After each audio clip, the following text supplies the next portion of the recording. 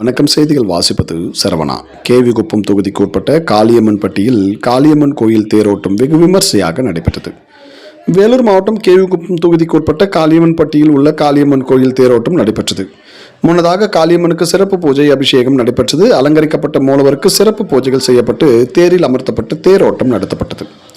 இந்த தேரோட்ட நிகழ்ச்சிக்கு சிறப்பு அழைப்பாளராக கேவிகுப்பம் சட்டமன்ற உறுப்பினர் தென்றல்குமார் கலந்து கொண்டார். தொடர்ந்து பக்தர்கள் ராட்சச மாலைகளுடன் கொண்டு வந்து தேரில் உள்ள அம்மனுக்கு அணிவித்தனர். வழி நெடுகளும் நேர்த்தி கடனுக்காக ஆடுகள் மற்றும் சேவல்கள் பலியிட்டனர். மேலும் மிளகு, உப்பு உள்ளிட்டவர்களை தேர் மீது தூவி வேண்டுதலை நிறைவேற்றினர். மேலும் தேரோட்டத்தில் பல இடங்களில் அன்னதானம், பிரியாணி உள்ளிட்டவர்கள் பக்தர்களுக்கு வழங்கினர். தேரோட்டத்திற்காக இளைஞர்கள் மற்றும் பொதுமக்கள் ஏராளமானோர் பேனர்களும் வைத்துள்ளனர். அந்த பேனர்களின் நடிகைகளின் புகைப்படத்தை அம்மன் போல் சித்தரித்து வைக்கப்பட்டுள்ள பேனரால் பொதுமக்கள் மத்தியில் பெரும் அதிர்ச்சியும் ஏற்படுத்தி வருகிறது.